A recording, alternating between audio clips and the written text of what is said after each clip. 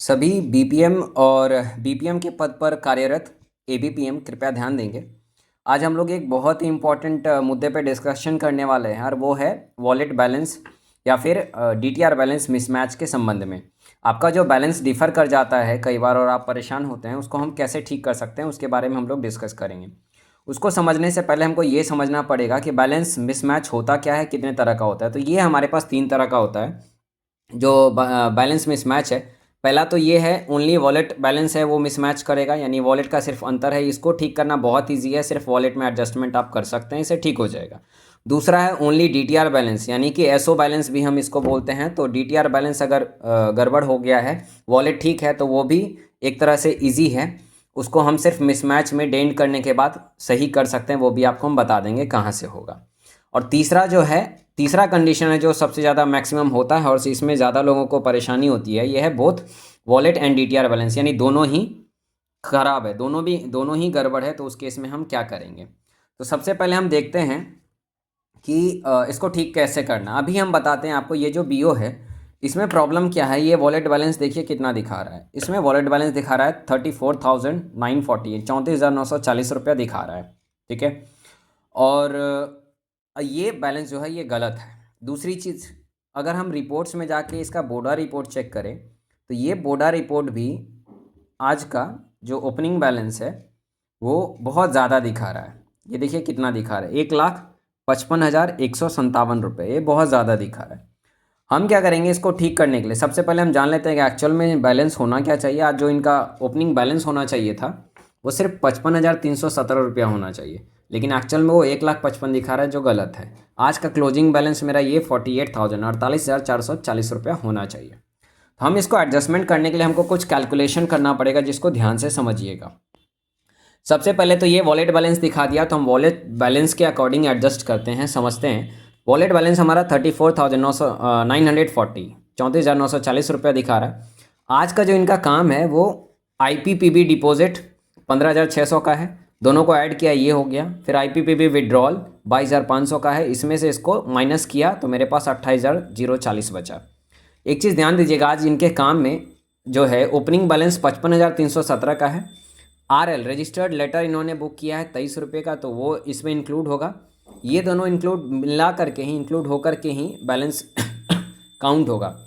फिर IPPB deposit आज का इनका ये था, तो हम अगर तीनों को जोड़ते हैं तो ये 70,940, और फिर आईपीपीबी विड्रॉल 22,500 है, तो ये 48,440 रुपया आज का इनका क्लोजिंग होना चाहिए। बट एक्चुअल में वहाँ पे है कुछ और। अब इसको हम ठीक कैसे करेंगे? तो हमको सबसे पहले डिफरेंस अमाउंट पता करना पड़ेगा। डिफरेंस की सबसे पहले हमको एडजस्ट करने के लिए, क्योंकि यहाँ पे वॉलेट भी गड़बड़ है और डीटीआर भी गड़बड़ है, तो उसमें हमको सबसे पहले वॉलेट का एडजस्टमेंट ठीक करना पड़ेगा। तो वॉलेट का एडजस्टमेंट ठीक करने के लिए हमको पता करना पड़ेगा कि डिफरेंस अमाउंट क्या पड़ रहा है मेरा। वॉलेट में एक्चुअल में दिखा रहा था 34,940 रुपया। आईपीपी डिपॉजिट हम यहाँ पे क्यों एडजस्ट कर रहे हैं? क्योंकि ये जो 34,940 है ये वॉलेट में दिखाया, इसमें सीबीएस का अमाउंट ऑलरेडी इंक्लूडेड है। यानी सीबीएस में आपने जो भी काम किया, चाहे वो एसबी, आरडी, सुकन्या, टीडी, जो भी काम किया वो सीबीएस में तो इंक्लूड हो जाता है। लेकिन जब तक काउंटर ऑपरेशन क्लोज नहीं करते हैं तब तक हमारा आईपीपीबी डेटा नहीं लेता है। तो इसीलिए इसमें ये ऑलरेडी डेटा इंक्लूड है। तो इसमें हम ये जो 23 रुपये का काम हुआ था इसमें हम इंक्लूडेड है ऑलरेडी, तो इसको हम इंक्लूड नहीं करेंगे अलग से। हम क्या करेंगे, सिर्फ आईपीपीबी का प्लस माइनस करेंगे। आईपीपीबी प्लस करने के लिए डिपॉजिट मेरा 15,600 है, इसको प्लस किया तो दोनों को जोड़ के 50,540 हुआ। विड्रॉल आईपीपीबी का 22,500 है, तो इसको हमने माइनस किया 28,040, यानी वॉलेट के अकॉर्डिंग ये आएगा। लेकिन एक्चुअल में हमारा आना कितना चाहिए? आज का जो क्लोजिंग बैलेंस है, एक्चुअल क्लोजिंग बैलेंस, वो मेरा 48,440 होना चाहिए। तो यहाँ पे 48,440 है, और ये आ कितना रहा है वॉलेट के हिसाब से? 28,000 और 28,040 रुपये आ रहे हैं। हम इस वाले अमाउंट में से, इस वाले जो एक्चुअल है उसमें से इस डिफ़र को माइनस कर देंगे, निकल के कितना आ रहा है? 20,400। अब ध्यान से समझिएगा कि हम सबसे पहले वॉलेट में एडजस्टमेंट करेंगे, और वॉलेट में एडजस्टमेंट हमको कितने का करना है? तो हमको इतने का करना पड़ेगा, 20,400 का, क्योंकि यही डिफर अमाउंट है। ये दोनों जो 22,500 है ना और 15,600, इसको हम कंसिडर नहीं करेंगे, क्योंकि ये ऑलरेडी जब हम काउंटर क्लोज करेंगे तो उसका हिसाब ले लेगा। अगर नहीं लेगा तो उसको फिर अगले दिन देखेंगे, लेकिन फ़िलहाल में हम ये मान के चलते हैं कि इसका हिसाब ले लेगा।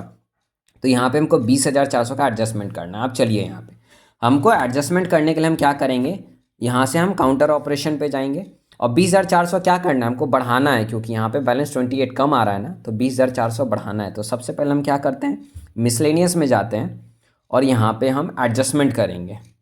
देखिए खुल के आया ऑप्शन सेलेक्ट पेमेंट डिस्क्रिप्शन। यहाँ क्या करेंगे, ज़्यादातर जो डिफरेंस होता है क्या, पेमेंट या फिर रिसीट, दोनों में से कुछ भी हो सकता है। यहाँ पे हमको क्या बढ़ाना है ना, तो बढ़ाने के लिए हम क्या रिसीट को करेंगे सेलेक्ट। रिसीट को सेलेक्ट किया, कितना अमाउंट हमको करना था, 20,400। 20,400 हमने यहाँ से इंक्रीज़ किया इसको और यहाँ पे रिमार्क में हम डाल देंगे IPPB मिसमैच, क्योंकि जनरली वही होता है। इसको हम क्या करेंगे, सबमिट कर देंगे। देखिए miscellaneous has been successfully added, ये ऐड हो गया। अब वॉलेट बैलेंस चेक करिए आप, ये देखिए 55,340 55,340 रुपया हो गया। ठीक है, 55,340। अब अगर आप ध्यान देंगे एक बार कि 55,340 कहाँ से है, देखिए 55,317 और प्लस में RL रजिस्टर्ड लेटर 23, इन दोनों को मिलाएंगे तो ये कितना होगा, ये वही होगा जो आप देख रहे हैं 55,340 रुपया। ये आ गया ना। अब जब हम काउंटर को क्लोज करेंगे तो ऑटोमेटिक ये डिपॉजिट ले लेगा और फिर उसमें से विड्रॉल भी माइनस हो जाएगा, तो हमारा ये बैलेंस आ जाएगा। चलिए काउंटर क्लोज करके देखते हैं। हम काउंटर ऑपरेशन में जाते हैं, फिर क्लोज अकाउंट में जाते हैं, फेच काउंटर डेटा करते हैं और वेट कर लेते हैं। No PLI CBS data to submit, ठीक है, यहाँ पे कुछ नहीं है। काउंटर डेटा में यही जो 20,400 का एडजस्टमेंट हमने किया वो आया और बाकी जो 23 रुपया था ना जो हमने बुक करा है वही आया इसमें इंक्लूड हो करके। हम इसको कंफर्म कर देंगे, यस करेंगे। यस करने के बाद अब यहाँ पे ध्यान दीजिएगा, हमारा IPPB जो डेटा है डेली का जो हम काम करते हैं वो यहीं पे फेच करता है। थोड़ा सा वेट कर लेंगे। देखिए please do not perform any IPPB transaction until day in, यानी इसके बाद आपको कोई भी IPPB ट्रांजेक्शन नहीं करना है, ये मैसेज दे रहा है। ओके कर देंगे, हमेशा देता है ये डेंट करने में। ये आ गया।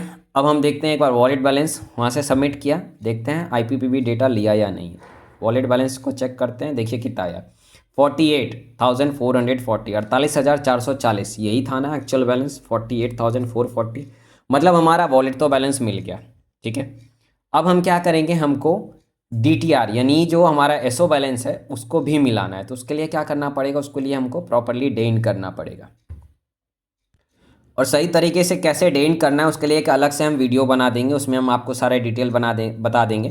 फिलहाल में हम अभी सिर्फ बैलेंस पे फोकस करते हैं और इसका SO बैलेंस मिलाते हैं। तो अभी हम फटाफट कर लेते हैं, फिर आपको दिखाते हैं। देखिए ये डेंट हमने कर दिया, इसको सक्सेसफुली डेंट ले लिया। अब हम क्या करेंगे इसको, क्योंकि हमको SO बैलेंस मिलाना है DTR, हम balance data entry mismatch data entry में जाएंगे। यहाँ देखिए 99,840 यानी 99,840 माइनस का दिखा रहा है। हमको क्या करना है, 1,55,000 बैलेंस बहुत बढ़ गया था, हमको जो यहाँ दिखा रहा है उसी को माइनस कर देना है। हम क्या करेंगे, इसमें से सेलेक्ट करेंगे IPPB डेटा पेमेंट मिसमैच, यानी हमने पेमेंट करा है लेकिन वो नहीं ले पाया IPPB डेटा, जिसकी वजह से हमारा SO बैलेंस मिसमैच हुआ है। जो अमाउंट वहाँ दिखाएगा वही लेगा, ये 99,840 ये हमने यहाँ पे डाल दिया और इसको हम ऐड कर देंगे। ऐड करने के बाद हम इसको सबमिट कर देंगे। Account adjusted successfully. अब हम देख लेते हैं कि हमारा बैलेंस मिला या नहीं। यहाँ पे जाते हैं, वॉलेट बैलेंस तो 48,440 है, यही था एक्चुअल में। और मिसमैच एंट्री, सॉरी पीछे जा कर के हम रिपोर्ट्स में जाके, बैगिंग रिपोर्ट में जाके, बोडा में जा कर के आज का हम बोडा जनरेट कर लेते हैं और हम देख लेते हैं कि आज का हमारा बैलेंस कितना हुआ, ये मिला या फिर नहीं मिला।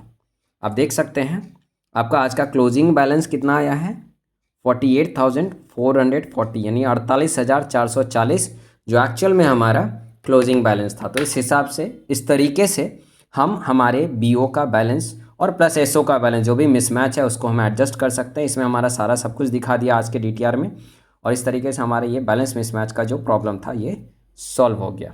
आगे सारे अपडेट के लिए आप हमारे चैनल को सब्सक्राइब कर लीजिए, तो अच्छा रहेगा आपके लिए, इन्फॉर्मेशन के लिए आपको सब सारा वीडियो मिलता जाएगा। जो भी प्रॉब्लम हो आप कमेंट भी कर सकते हैं कि इस प्रॉब्लम पे आप वीडियो बनाइए। और इसके बाद बाकी अपडेट्स के लिए आप हमारे साथ जुड़े रहिए। बहुत बहुत धन्यवाद।